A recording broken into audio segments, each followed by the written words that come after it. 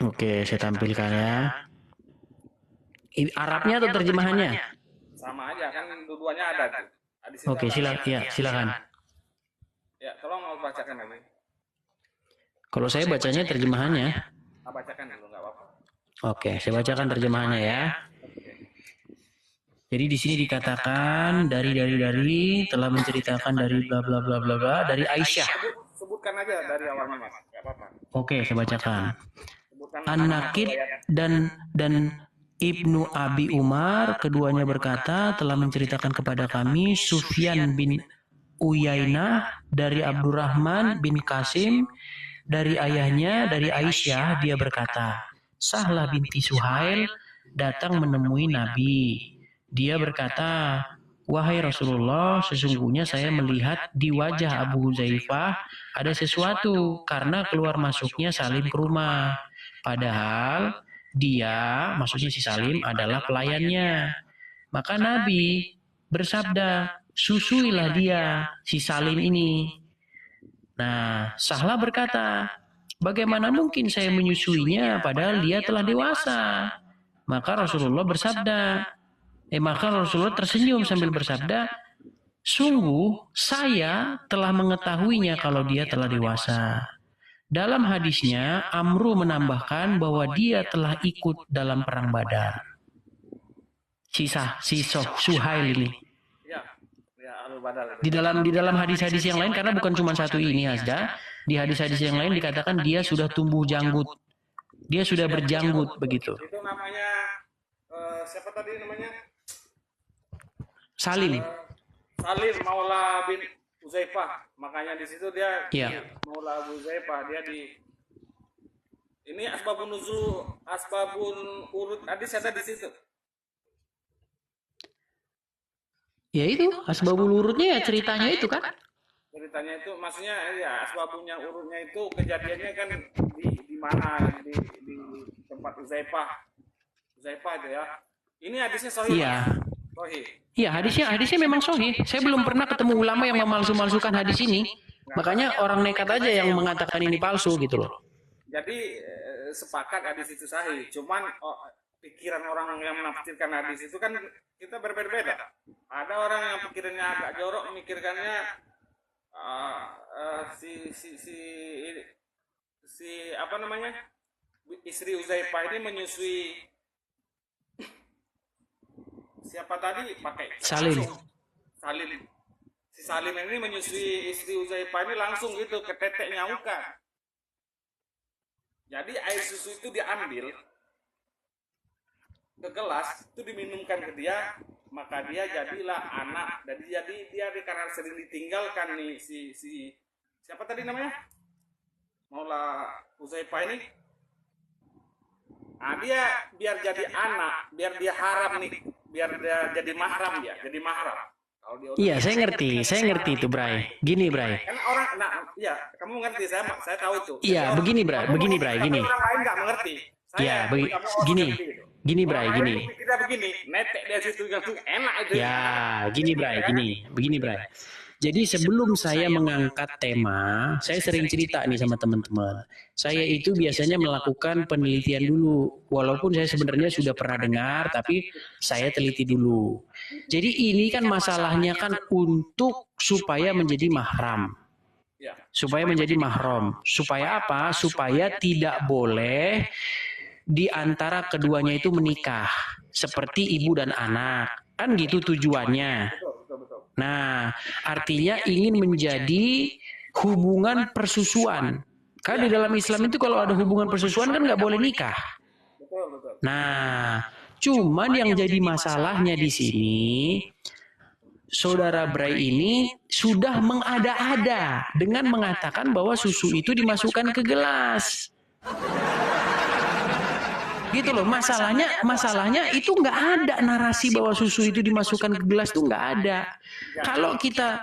Kalau kita lihat Bang, di sini Muhammad itu nggak ngomong gini, masukkanlah asimu ke gelas lalu berikanlah dia. Itu nggak ada bunyinya gitu. Seandainya bunyinya seperti itu, pasti Sahlah binti Suhail ini nggak akan ngomong loh. Dia kan udah dewasa, nggak akan ngomong gitu. Karena apa?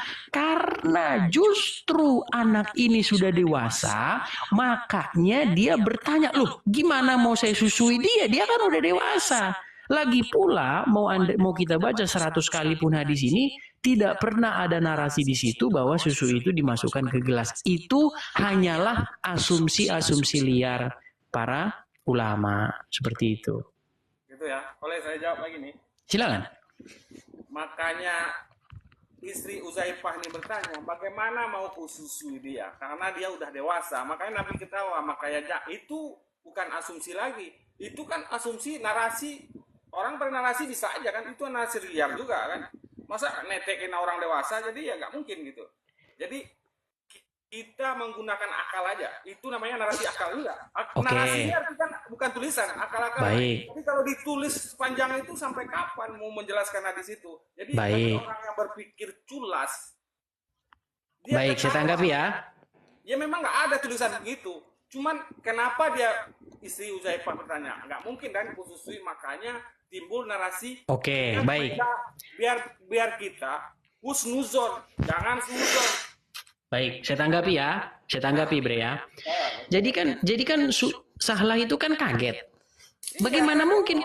Ya, bagaimana mungkin saya susui dia? Dia udah dewasa, udah jenggotan gitu dalam narasi yang lain itu.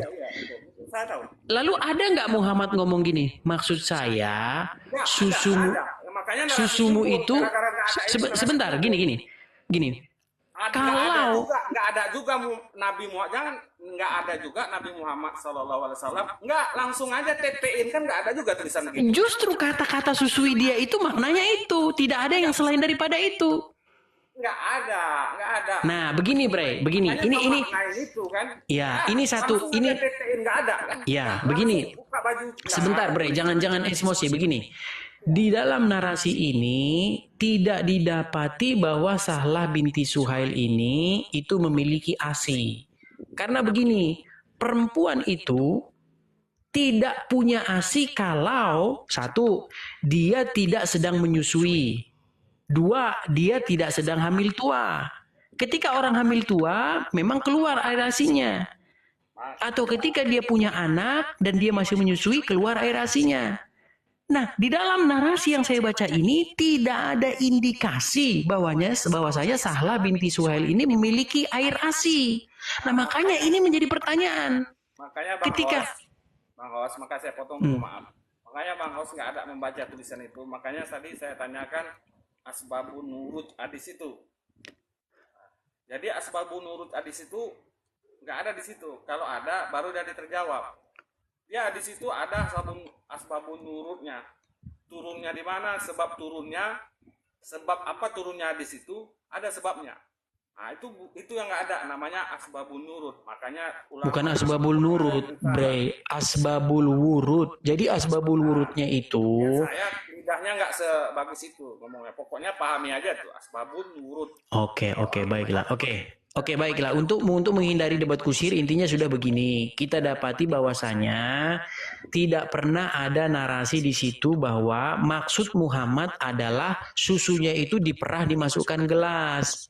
Dan, host kita sambung lagi. Dan tidak apa? Pernah ada ayat di situ bahwa istri Uzaifah langsung netein. Arti menyusui itu apa? Arti menyusui juga menyusui.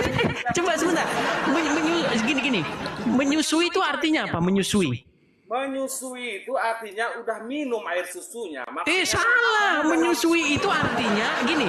Menyusui itu artinya memberikan putingnya. Maaf sebentar ya. Kalau kita serius jangan pakai ketawa, itu nggak enak. Kesannya melecehkan, betul ya? Jangan pakai soundcardnya itu pakai ketawa. Artinya ya begini. Oke, begini Bre. Begini Bre. Sebentar. Yang mau saya tanya sama Anda begini. Sama-sama nggak jelas. Ya, maksudnya menyusui itu ya artinya biar dia menjadi mahram. Jadi tujuannya betul. Saya ngerti saya. Biar dia menjadi seperti anak gitu. Iya. Jadi nggak mungkin. Begini loh, Bre, begini. Ini suara dia delay nih. Maaf ya, saya belum selesai dong. dalam agama kita harus berpikir yang baik, bukan yang kotor. Benar. Jadi kalau berpikir menyusui, bukankah itu kotor? Bukankah itu jorok? Jadi jangan berpikir ke situ, karena dalam agama itu suci. Makanya, Baik, jadi intinya begini, Bre. kalau dalam kitab suci makanya nggak dijelaskan orang ini bahasa kayak apalah kitab perjanjian apakah. Ya, begini, Bre. Begini, Bre. Ya.